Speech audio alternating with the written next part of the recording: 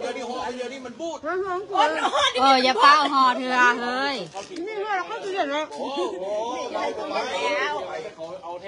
มันเห็ดแซ่บได้เนาะแซ่บตีนะชนะบ่ย่องบ่ได้กินของมันแท้แซ่บลูกเดียวนะชนะเขายังไม่ได้กินบ่ได้กินยี่แล้วนี่คลายวันนี้ดูมาเด้อนี่จะเนี่ยแซ่บๆนี่นั่งกินอยู่นอกยูใส่เดี๋ยวนี้ยูใส่พวกเขายูใส่นี่เท่าใดเจ้าภาพได้เจ้าภาพเด้อเจ้าภาพพูดนะเด้อพวกเขาเห็นแบบพวกเขาจูเจ้าภาพพูดเลยแบบพวกเขาจูมาเที่ยวยูจะมาเที่ยวโซลอดเด้อมื้อนี้มา5กินไก่นี่3-4เสี่ยวนี่บ่แม่นบ่เสี่ยวได้นี่เป็นน้องเศร้า2เสี่ยว2เสี่ยวมาซอกกินอันนี้2เสี่ยวนี่มาซอกกินไก่มื้อนี้น่ะมื้อนี้มาได้3พูดนั้นอันนี้เป็นน้องเศร้าลาพินมานี่นะนี่น้องเศร้าลานี่นะบ่แม่นต้องเศร้าลาเล่าโคบ่มีมูลเอาเล่าให้เอาละวะนี่น้องมีเอาแต่เราเอื้อประมาณอ่ะฮะเอื้อประมาณคันเอ้ยมาก็คาดเงินแล้วเพราะอันอ้ายมาแล้วเอ้ยก็ต้องไปทำงานเนาะเอาพูดดีบ่ดีอะไรไปเยอะละหมาดเลยจำเชื่อจ้ะอันนาได้ยินเขาไปเอ็มดีว่าอันไปอัพเป็นหมาเขาหุ้งานเดียวกันคันมาแล้วก็วันโทรหาบ่อยเอ็มดีโทรหามันบอกโอ้ไปถึงแล้วอ้ายออกไปกินเส้นหากว่าให้เมียเอาเวเคชั่นเนาะให้เจ้าอันผัวเอาเวเคชั่นพอเชียวบอกจิตมันได้เมียใหม่นี่คือคอสั้นเข้าไปเรื่อยๆเขาไม่ได้ถือคอถือเขาดีเด้เอาย้อนตัวเองมันเท่ากับเขาดีแล้ว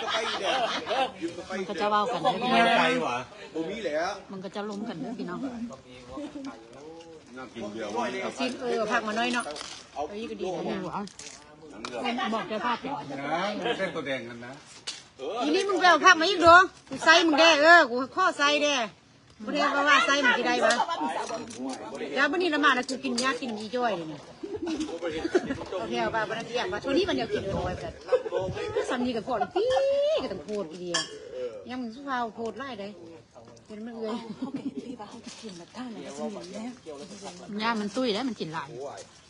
จะนำมาเอากระดาษป้าข้าจะตุ้ยไปปักษา2โตกันยังไงคอยสีซ้ำได้ก็จะตุ้ยมันบ้างถ้าข้าพเจ้าตุ้ยนี่แปลว่าเขาสิไปอยู่ไซส์พระสิหับเอาข่อยข้าพเจ้าตุ้ย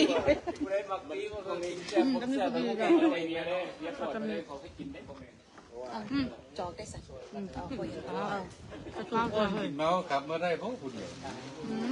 นั่นแหละเขาจะโยกไปก่อนเบาๆเลยเบาๆซันเดย์มันดีแต่ละสิเต็มมันไกลชอของเจ้าภาษีเส้นหานาทีหาเส้นนาทีกันเนี่ยเข้าไกลเนี่ย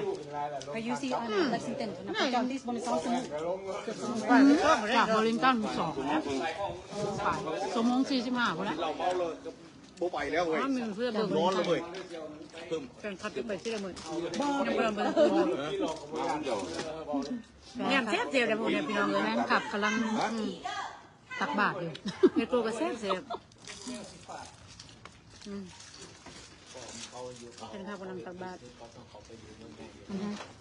น้อยที่นากระตักบาทเติมแห้งร้อยจอกขนาดเติมเนาะเป็นสาใช่จอกขนาดเติมมีบอกโน้ไอของห้าก็เมียนมานี่เหมือนแล้วของตื่นมาบริกินกาแฟเขาต้องได้กินเด้ต่างบอล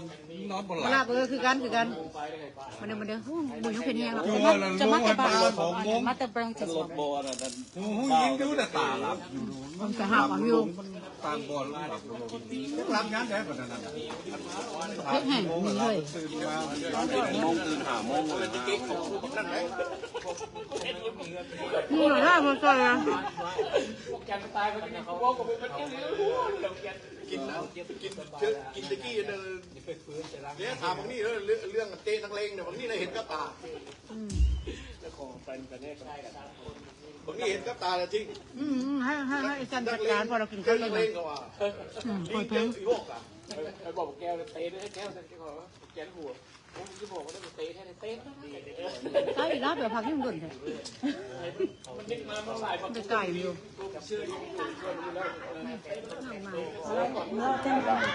มาเราลืมพักว่าได้หนัง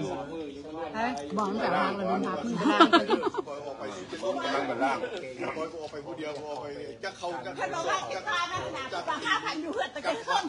ไปค่ายถึงละ อย่าพูดได้อ้าวพวกเราค่ายกับกันกันเครื่องเนาะอย่าพูดตายยุ่งกันด่วนเทด่วนไปเฮิ่งเทเฮิ่งว่าไอ้แซมพวกค่ายลืมไปค่ายเราไปเซ็นออเดอร์เครื่องพวกพอนุ่ง โอ้ยนาง เคยคือเก่าแล้ว เที่ยวมาอยู่นี่ไป เคยแล้วเราเป็นเคยแล้ว สิบเนาสม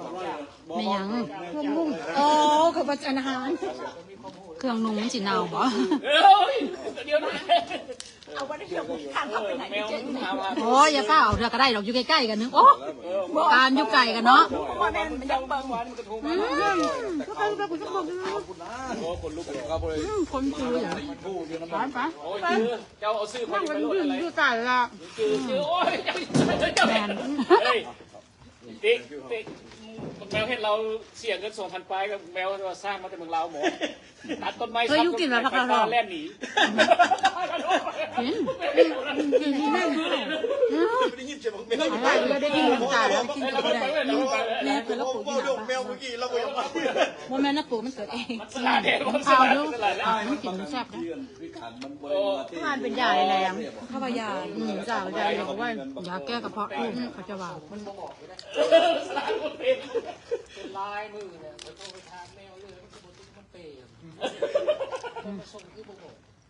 มันมีเพลงเดียวถ่าได้บางตอนก็จะเพลงเนี่ยนะมาก่อนจ้ะ